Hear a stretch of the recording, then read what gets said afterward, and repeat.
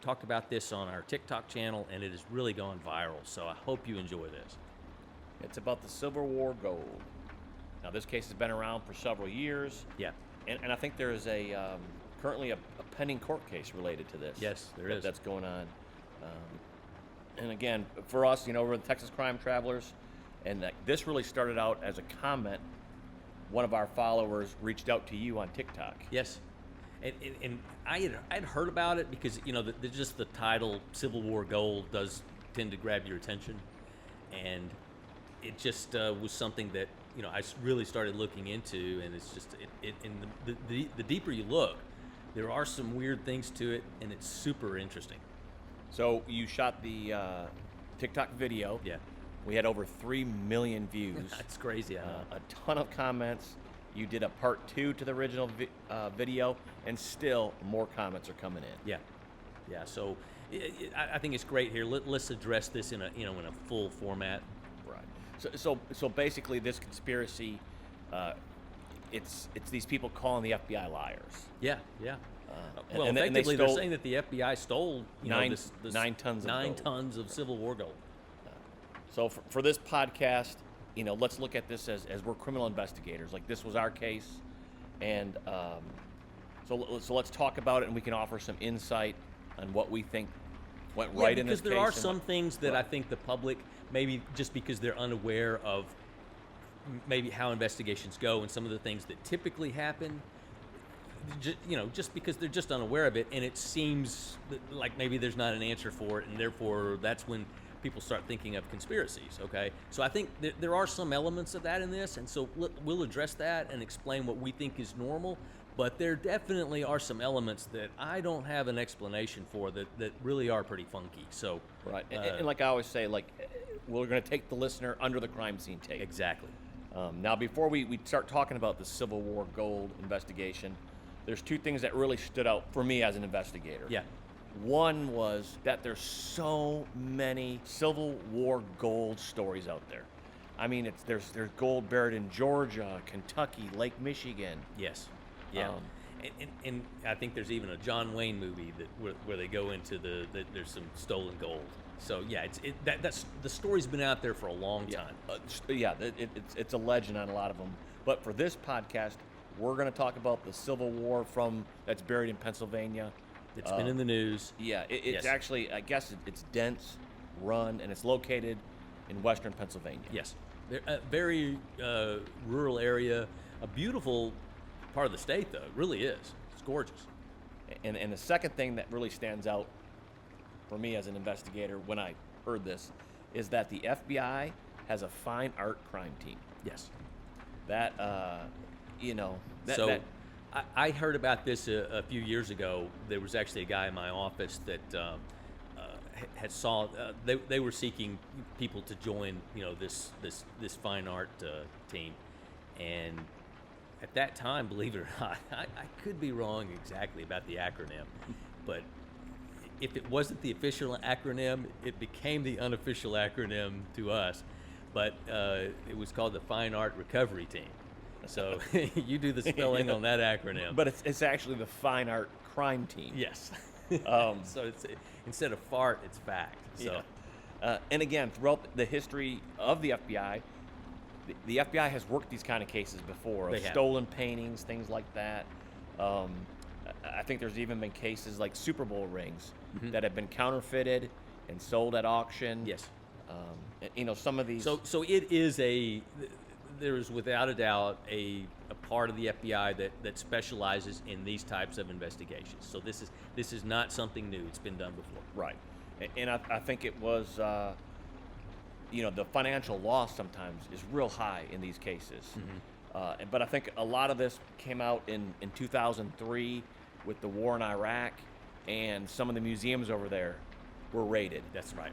And a lot of these paintings and artifacts ended up in the United States for sale. And the FBI said, we've got to put together this team that can start investigating all this to try to get these artifacts back to these museums. Yeah, because there is a black market in stolen art and those kind of things, and it proliferated during that time. And again, these cases are so hard to work as an investigator, because a lot of times there's con men that are involved. Absolutely. In these things. And forgeries, and it really is. It takes a high level of skill and training to recognize that type of stuff and to know exactly what you're looking for and where to go. So, it really is not a typical investigation. So as an agent, I worked one of these cases that involved a con man. It was actually the local law enforcement started first through a undercover operation. They arrested a guy that was selling fake silver bars. Now, be honest, Todd.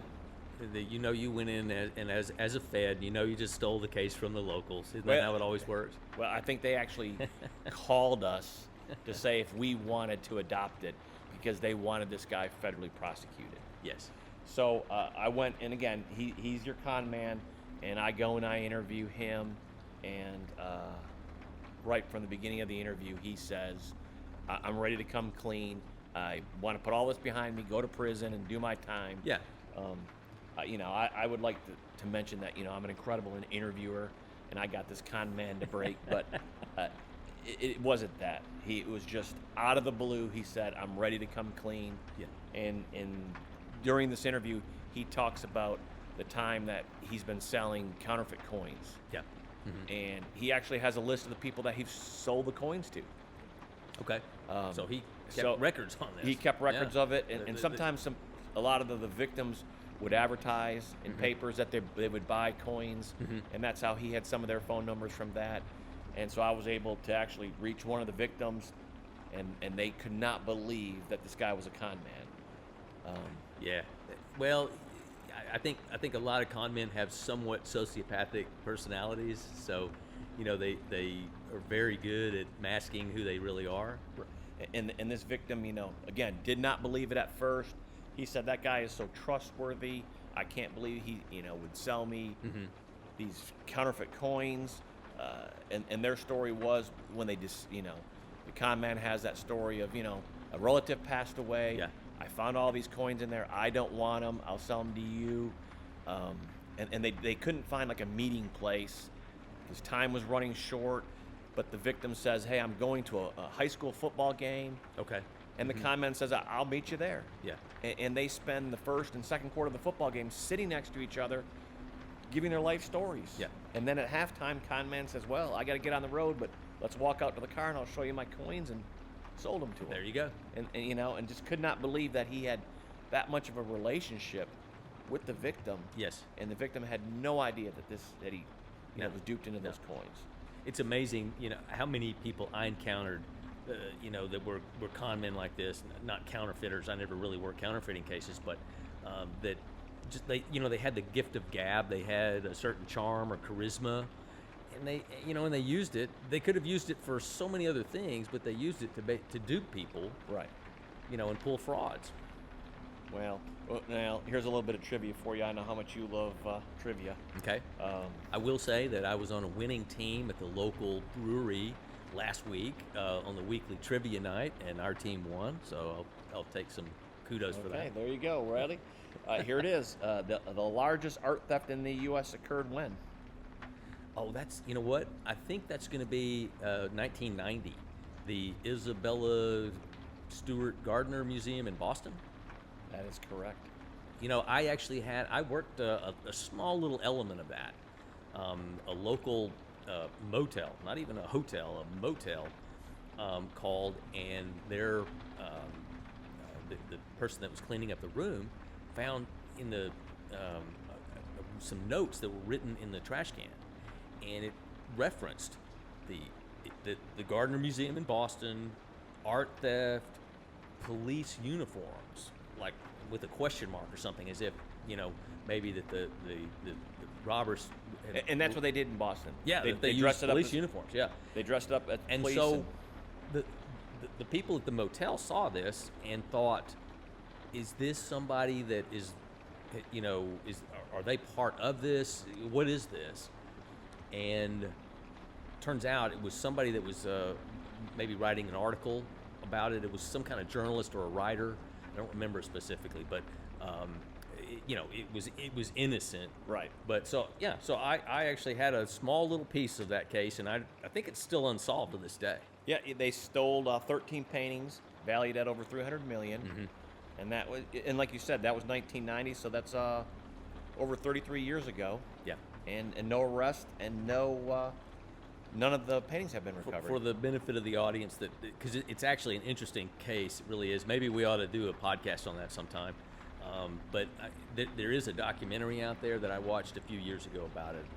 It's a cool story.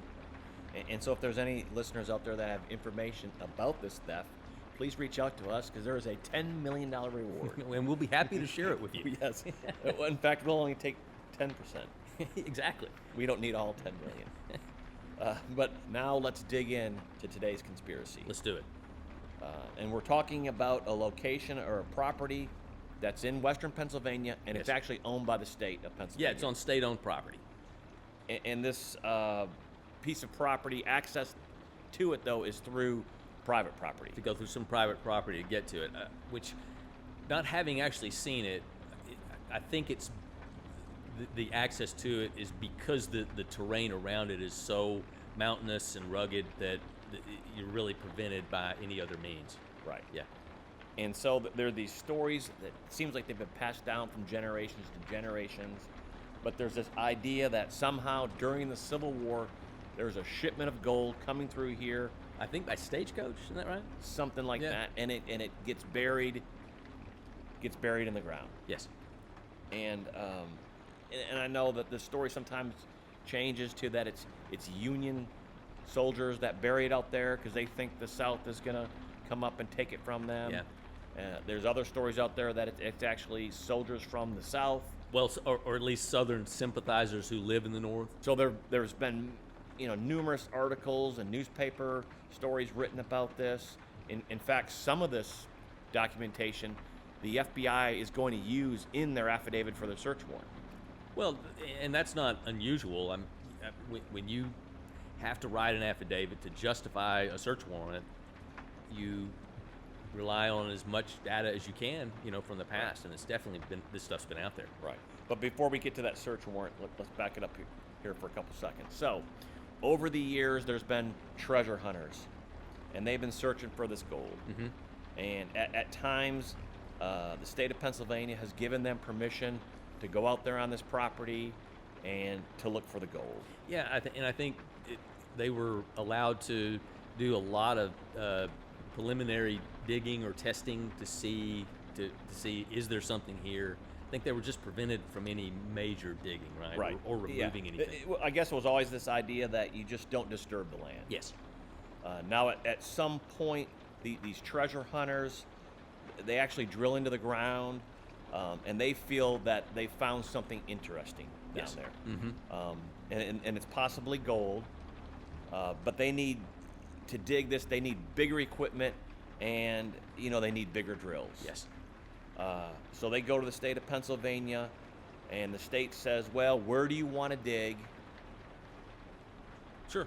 And so these treasure hunters say, hey, this is where we're going to do it. Yes. Eventually, the state of Pennsylvania says no. Right. Now, this is where it gets really weird because... Yeah, this is a weird twist to it. Because it's almost as if this location that the treasure hunters told the state was a red herring. And now there's supposedly game cameras that somebody's installed out there, and lo and behold, they catch the state showing up digging at this red herring location. Yeah, which, man, if that's true, that really stinks. Yeah, that is just, and that again, is bad. The game camera are these cameras that are out there in the woods, and they activate by motion, and they record what. Sure, and they're not expensive. And they take quality photos too. It's amazing the quality of some of those game camera footage that you see. So now it appears that there's any type of bridge has been burned because the treasure hunters don't trust the state, and the state is not granting permission to get on the land. Right. Now I'm sure that the state rebuts this in some form or fashion, but nonetheless, that's what's out there, and that's what brings them ultimately to do what they do next. Right. Right. And this is because the treasure hunters, they don't give up easily. And They are definitely persistent. yeah. So now they go to the FBI. They bring in the federal heat. Yes. Go to the feds. Right. And again, this is probably in the TikTok video that we made. This is probably one of the most commented parts, is that why they brought Why the do they go to the feds? And if they go to the feds, why? How can they even have jurisdiction? I'll be honest. That was the first question I asked. I never encountered in my years in the FBI. I never encountered something, where it was a missing gold or missing anything from 135 years ago. So that was my initial question as well. So I understand that point of view exactly. So in January of 2018, these treasure hunters, they have their meeting with the FBI. And they get the FBI excited about this. The fine art crime team is going to take the lead on this case. They open up a case file. It's a believable story that warrants further investigation. Well, because by the time that the treasure hunters went to the FBI, they had their ducks in a row as far as how this could have happened, where it is, and so that there were a lot of the work was already done for the Bureau. They just had to try to maybe verify it and do their own independent corroboration of it. Right. And again, I've looked at the file like you have, and I know as an investigator, they were thinking, even though it's not written anywhere in the file, but as an investigator, they've got to be thinking, who's going to actually own this gold? Is it going to be the state of Pennsylvania? Yeah. Is it going to be us as the government, the federal government that recovers it? Or, is it treasure hunters who found the location? Well, that's part of what gave the FBI jurisdiction, is because it would be property of the U.S. government that was stolen, and so that the federal government, even though it's on state land, in that case, the federal government would have the authority and the jurisdiction to recover that because it's stolen U.S. property. So within days of opening this case, the FBI goes out to that location and they do a site survey of the land, and they notice some of the markings, and there's some PVC pipes that the treasure hunters had drilled into the ground. I think they take photographs of all this stuff. A month later, in Todd, February. also, isn't there some indication, and I'll admit, I haven't seen this site direct. I haven't seen it firsthand. I've just been able to see pictures and descriptions of it, but there is some description somewhere of indications that there's a man-made cave in there, that there is, without a doubt, some man-made elements that are old inside this cavern or this hole. Or You're right. Yep. Yeah. They have photographs of that in the Yeah. file. And I think they talked about, I think some agents actually crawled into that as far as they could go, until they Yes. encountered spiders and whatnot, and they backed out.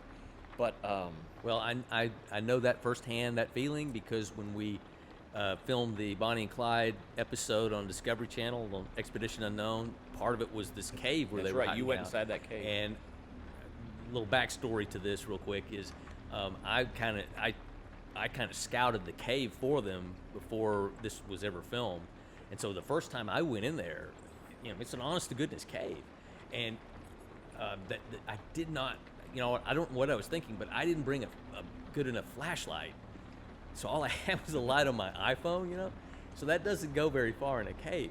So I went in as far as I could with natural light and what I could see with the iPhone. But I got to the point where the iPhone wasn't helping me much, and I could hear this kind of chirping thing going on, and so I knew it was bats. Just didn't know how many.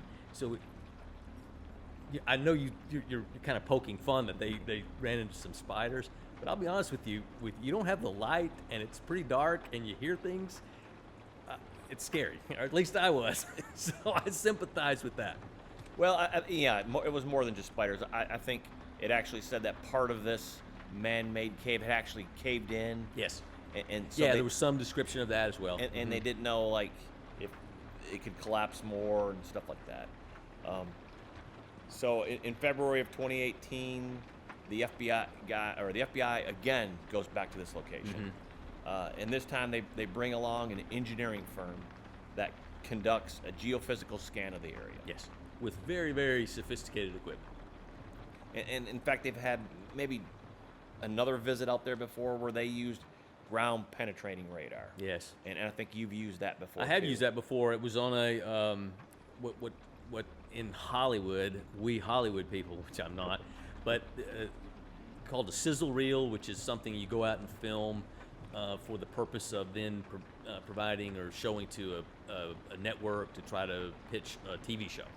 And in the course of trying to film a sizzle reel on the Dillinger case, we used ground penetrating radar, and I ended up finding this artifact, which was a map, which is a real artifact, but we had several other what I would call false positives where The radar hit yeah, on the something. radar told us there's something there, and in one case we had a backhoe out there and we dug down probably 8 feet and there was There's nothing, nothing there. So yeah, so you can have this high tech equipment, but it can maybe sometimes backfire. faults, on you. yeah. Yeah. So not only with these visits out there to the location, the FBI also does some desk work, and they reach out to like the U.S. National Archives, and they request information about any lost Army gold Sure. shipments. Absolutely. Yes. I know, according to the file, the FBI reached out to Wells Fargo. They have an archives department. If they had any shipments of gold from between U.S. mints Right. during this time that could have been lost, the FBI reaches out to the Pinkerton Detective Agency because this agency was used to investigate government payroll thefts during the Civil War. Well, I would go so far as to say that during the Civil War time, that the Pinkerton Detective Agency would have been the FBI of its day. Right. Yeah. And just a little side note there on the detective agency that Alan Pinkerton formed it in 1852. Yep.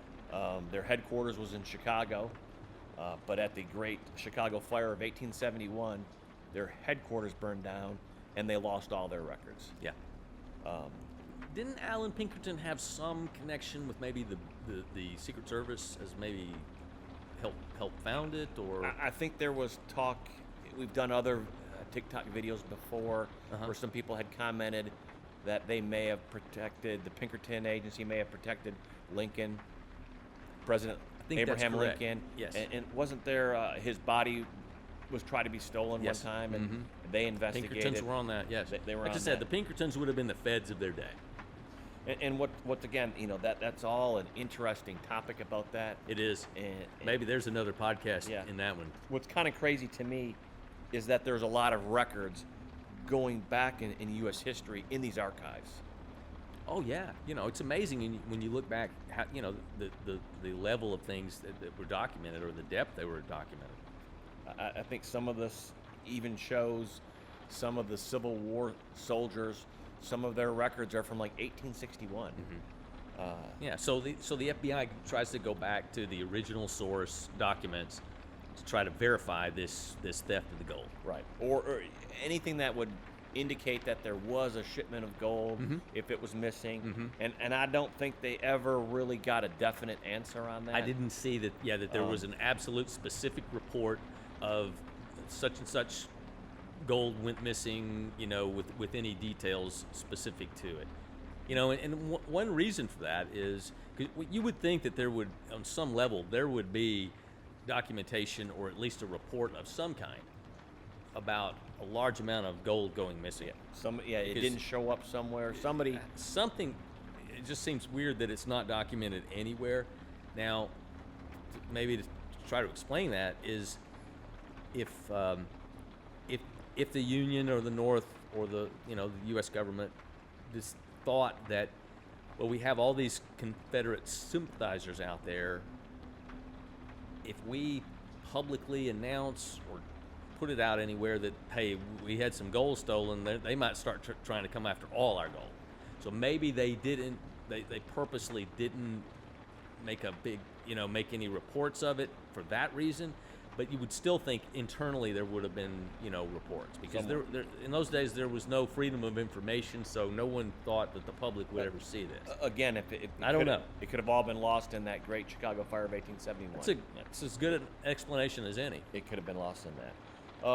So now we're probably about 3 months into this investigation, and the case agent prepares an affidavit of probable cause to search that location for the gold. And just for folks that are listening that may not know what that means, or that is when you have to do a search warrant based on any investigation, the Constitution requires certain things, and that you have a level of proof called probable cause, which is what a reasonable person would conclude from a set of facts. And to justify your probable cause, to get a valid search warrant, you have to take that to a federal judge, and along with that, an affidavit is just simply a set of facts that you write up explaining what your probable cause is. And I'm sure that they're going to use that engineering firm report from them. Sure. They're going to use all these newspaper and all those, articles. That's what I'm saying. All those kind of facts all are something put in that there. you look for to strengthen your argument, to justify that you have probable cause. Because any type of a search warrant, any kind of activity like that requires probable cause, whether it's an arrest or a search warrant or even more intrusive things like wiretaps, all that has to be justified, and so you with probable cause, and so you want to be able to justify your level of probable cause with as much information as you can. And again, in this case, the agent, he swears to that he's got all this information, and the judge eventually signs the warrant. Right. So in March of 2018, the team of FBI agents, they go out and they serve the search warrant at that location. Mm-hmm. And again, we've seen it inside the file here. They really follow their SOP. Well, yeah. So there's the standard process when you do a search warrant, and this whole thing is not typical of a search warrant or a procedure, but they essentially follow the same protocol. Right. And that is to you have however many people you determine that you're going to need to do this, whatever it may be. And you show up, you go on the property and execute the warrant. And there are a lot of things that go along with that. One being, a certain, what we call an ops plan, an operations plan that, sets out everybody's duties. But basically, one of the things is when you first show up, you take photographs, video, you document how you find the home, the place, wherever you're going to be searching. You document that with as best you can. You do sketches of the area, with the proper dimensions and all that kind of thing. Create all the diagrams. Yeah. They create administrative worksheet. Yep. And logs that document logs of everything. Anybody that's out there working, what they're doing, when they check in, when they check out. All that is documented, and then when I'll just finish the overall procedure. So once you're done, you take pictures, video of the place as it looks when you are finished, and generally you try to leave it exactly as you found it, barring if you found evidence. Obviously, you're going to take that evidence, and so and then that's it. You relinquish control of the scene, and that's the basic process of it. And from what I saw, they did seem to follow this, what I would consider a normal protocol, in doing this. Right.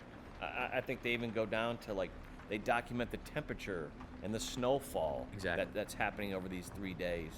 They get right down in this administrative worksheet where they talk about when the backhoe switches from a bucket operation to a hammer operation. Mm-hmm. They document all that, and just like you said with photographs, I think they took over 1,000 photographs. A lot of photographs.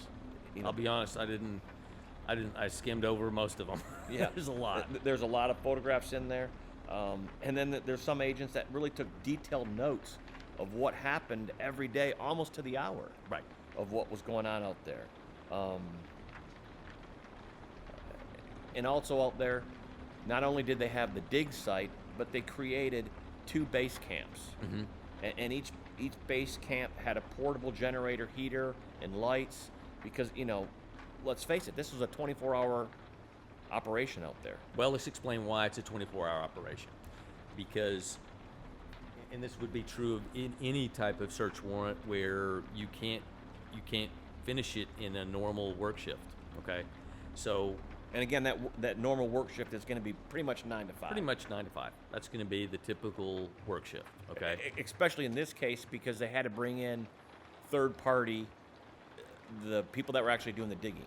They contracted with somebody to come in. And someone's out run there the running backhoe. the equipment Right. and so forth. They're paying for that, and so all that, that's not typically to my experience was not going to be something you do 24 hours. No. Okay. Now that said, there are search warrants where again the volume of work needed goes beyond the work shift, so you don't relinquish control of that scene yet. So you just simply people Secure it. stop working, and it's secured until the searchers come back. Okay, that I've seen that happen. That is not unusual, depending on how big the site is. And in this case, there were some FBI that remained there overnight out Yes, there. to guard it.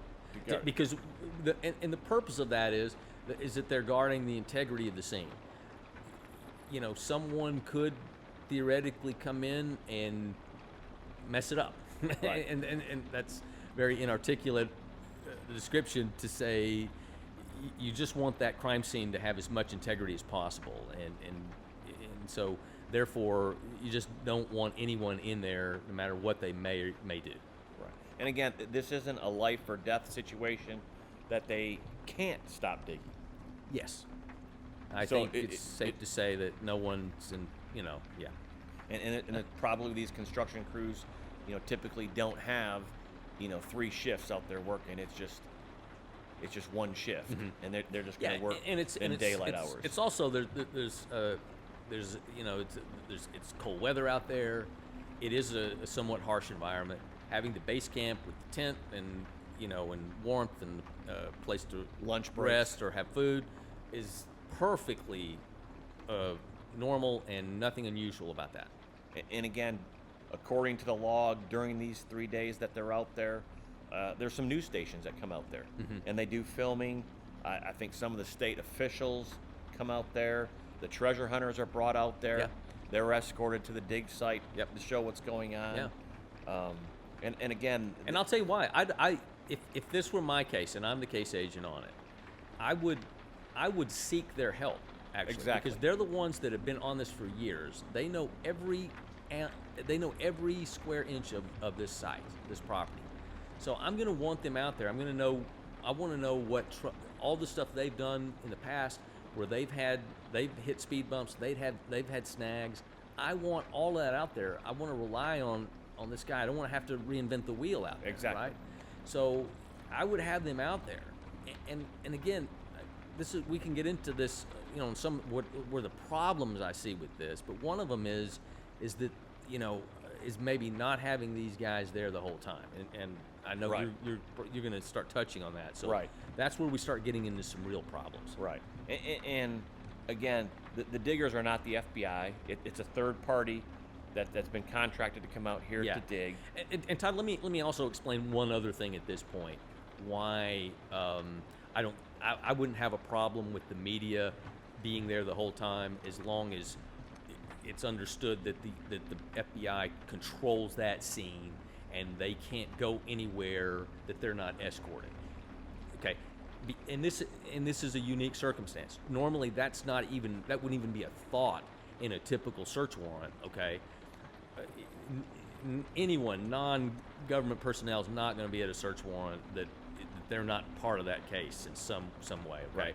The reason being is because you're going to get evidence. You're looking to take evidence at a search warrant to be used in court against someone to put them in jail. And so you want that. That's what I mean about the integrity of the scene. You want that chain of custody on that evidence to be as perfect as it possibly can be. And you don't want it contaminated by... Contaminated. Okay, so but in this case, you've got a Civil War era crime that no one is going to go to jail for. Okay, so there is not going to be a trial. You don't really need, the chain of custody of evidence is not near as critical, other than that it, to justify or to authenticate an artifact. Right. Okay, but that does not rise to the level of beyond a reasonable doubt putting someone in jail. So that's why I'm saying I think some of the things that you normally would see in a search warrant could be eased in this process. And in fact, I think honestly, having the media there would have been advised for the Yes. for the government to do. It would have been very helpful. Yep. As the years have gone by now. Yes. On this, and again, and maybe it's a situation where they say it's unsafe to be up there by the dig site. Okay. But again, I at get some that. point you're not digging. Let them walk up there and see. Or put them at a reasonable distance where they're safe, but yet can still monitor and see what's going on. Exactly. So now they're out there for about 3 days, and they dug deeper. Again, there's nothing inherently wrong with that. Again, it's all on the site. How big the site is, or how much you're searching, is that's how long you'll be out there. Right. And I think they even dug deeper and wider than they originally planned. Mm-hmm. And according to their reports, they find nothing. Yes. They fill the hole back in, and they break down the campsites, and they depart. Let's go back just one quick second, and you touched on all the high-tech equipment that they used. Comment on that just a little bit. Is that their preliminary testing from all that equipment showed something in the ground that was big, Right, a mass of something, and that it was some type of a metal consistent with gold or silver, some kind of precious metal. Correct. And again, that was that. And all their testing showed this. Right, that engineering firm. Correct. I think maybe they did 2 different types of testing. I will be the first to admit I cannot sit here and articulate the exact equipment and methods used, but from what I read, it was very reliable and sophisticated equipment. Some type of scan of the area. Yes, Yep. yes, and they go into great detail to explain this. And so now you're left with all this reliable preliminary testing, and we've ended up with the dry hole. So how's that explained? Right. And again, they fill this dry hole back in. Yeah. They depart, and then I think you actually have a copy of their closing report. Yeah, and it's just it's a 1-page report, just saying, hey, we had this information, we investigated it, we searched for it at the site that believed it was going to be. There was nothing there, and we closed the case. I was hoping to see a little more detail in this, because it's not unusual that when you close a case that you just give a quick summary of what happened and what happened along the way. Me personally, when I did these closing, they're called electronic communications, ECs, that's what they're called. When I would do a closing EC, I was kind of had in the mind that if it was a case that maybe there wasn't a resolution to, and that meaning basically you didn't get a conviction, Right, right. is I sometimes if there were things that could have maybe been investigated later, I would write all that stuff up just so that if someone came along behind reopened it, they could go to that closing memo, and that would tell you all the issues. And that one was sort of short and sweet. Yeah, closed. that's a short and sweet way of saying it. Yes. Yeah, that we didn't find anything. And of course, as we said earlier at the beginning, now they're called liars because the treasure hunters say they actually found gold up there. Yeah. And so that now the issue is they that kept us away. They kept us away, and apparently that's what's funky to me, is that you've worked hand in glove with these treasure hunters. They've brought you the case. You've gone out, you've done all this. And they were along for all the preliminary testing, right? And so, and then you get out to the site, you're about to do it, and now they get sent. The treasure hunters get sent to the base camp, and they are not to leave there. And in fact, from there, I think they even get booted out of the tent or the base camp, right? They were stuck out in their cars. So I don't understand that. That to me is a real unexplained anomaly in this, because again, you're not talking about a criminal case that you have to have. You're going to try to preserve DNA, fingerprints, and all that kind of stuff. Right. You're not prosecuting anymore. Right. Nobody. This is a historical case that really that should be, I think, open to everyone. Right. And again, when we did our TikTok videos, so many people commented, why did they even bring in the FBI Yeah. at the beginning of this? And, Yeah. and again, we talked about it. These guys, these treasure hunters, didn't have the access to the Yeah, they state were land barred from anymore. the state by doing it, by doing anything. And I think they themselves have to be pretty pleased that the FBI did in fact bring in an engineering firm that did this survey and stuff like that. But like you said, why did they have no longer access to this? That's what to towards me. the That's ending one to of it. the big question marks in this that I have no explanation for. Again, if I had been the case agent on it, my argument, and I would have argued quite sternly about that.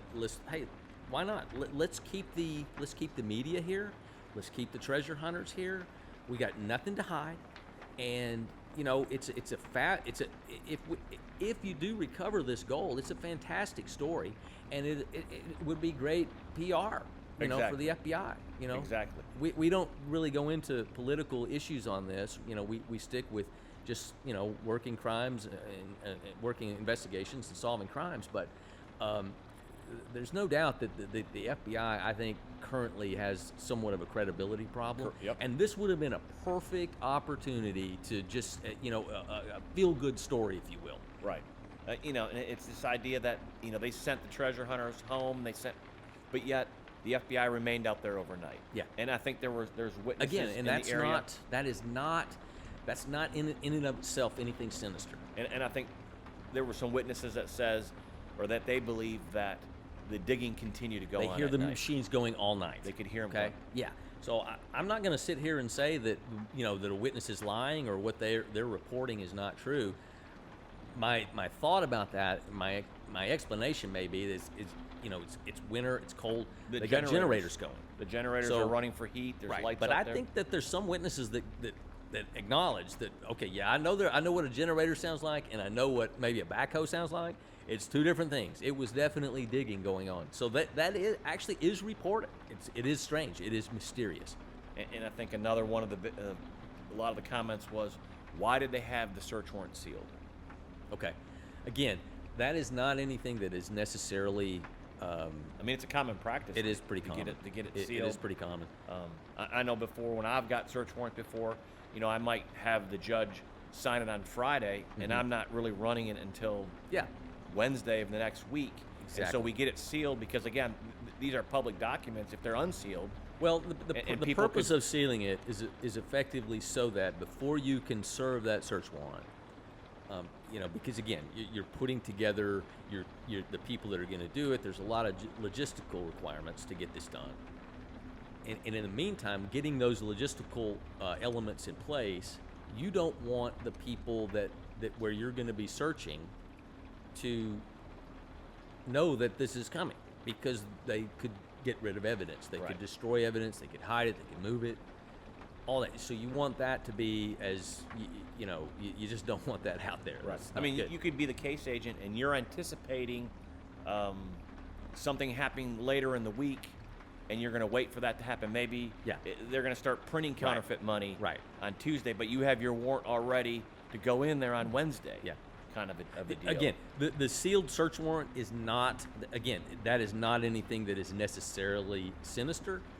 And I'll say this on the flip side of it, of why you would seal it, that's suspicious about it, is again, we're not talking about something that is a crime that someone's going to get rid of the evidence.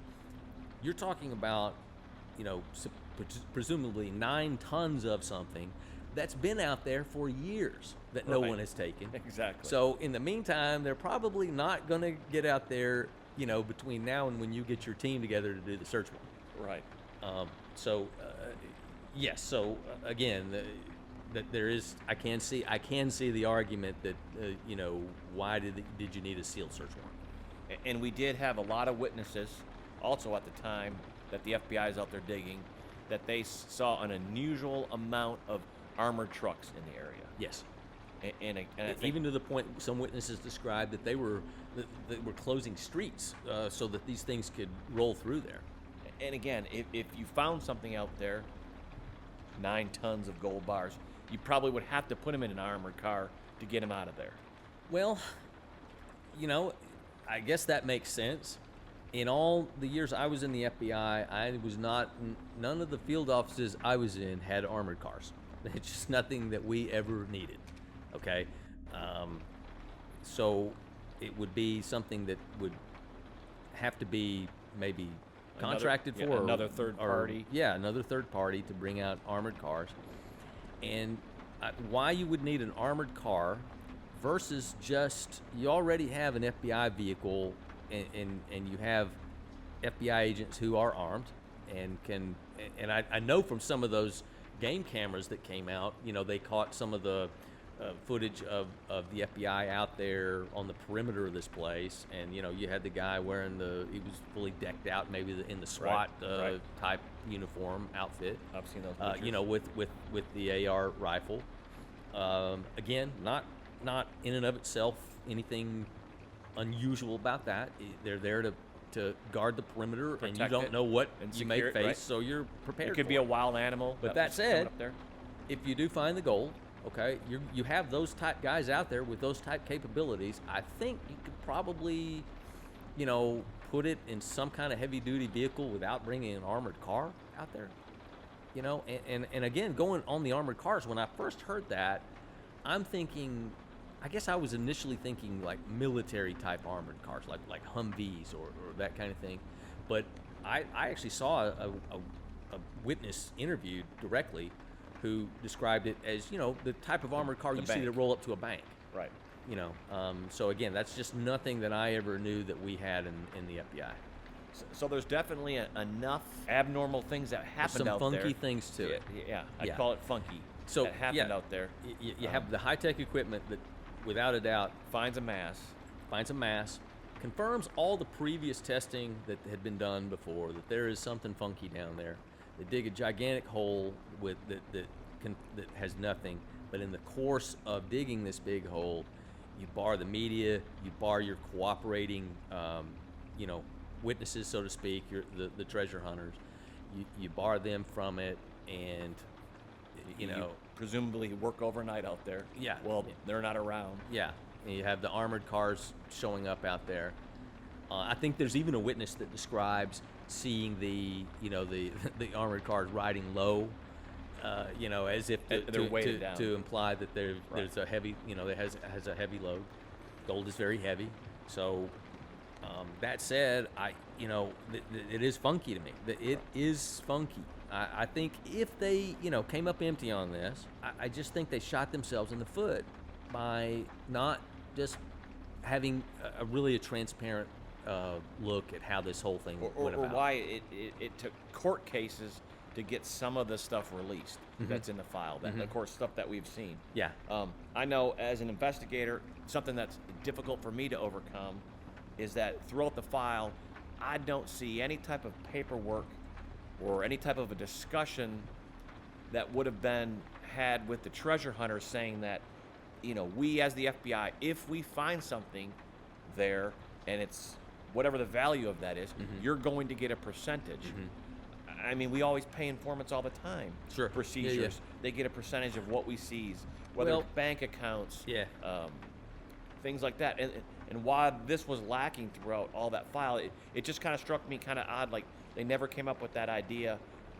There's nothing documented in the file that I saw as well, but I did see something, I think, in the reported in the media that there was maybe an understanding of some kind of a finder's fee, because I think it was understood that if this is true, if this is stolen U.S. gold, this is the property of the U.S. government. And we're happy to get it back, and we're happy for your input, and we're willing to, I want to say I saw that, and even coming from the treasure hunters, that was the understanding about. Because I know there was talk early on when the treasure hunters were trying to get the assistance to the state. Somebody in the state had mentioned, hey, whatever you take, you have to give the state some of that. Some of those bars. I can't comment so on that. It was just, to me, it was just kind of weird that I didn't see it anywhere that they wouldn't have had some type of a written agreement. Since they had meetings. They had meetings with the U.S. Attorney's Office, things like that, they didn't come up with. I agree with you. That's not in the file. That is a little odd. Right. So, well, there you go. There you have it for the conspiracy gold. There it is. I mean, it is. There's some funky stuff to it, and I would love to visit that site and go out there myself and just really get that feel that you can only get by being in a place in person. Well, again, that's just one of these Civil War gold buried stuff. There's more. I mean, we definitely can load the car up and spend a summer going through Georgia and I'm Lake, on it, man. all the Let's way to do Lake it. Michigan, I and love it. pack our shovels and see what we can find out there. Hey, we're the Texas crime travelers, right? That's what we. That's how this whole thing got started. We Yeah. wanted to go to crime scenes. Yeah, we can get on the road. Do some I traveling. love it. So again, as a listener, hit that subscribe, follow button, share with your friends. Yeah, keep those comments and questions coming. We love it. Love getting the feedback. Hope you enjoyed it, and thank you for listening.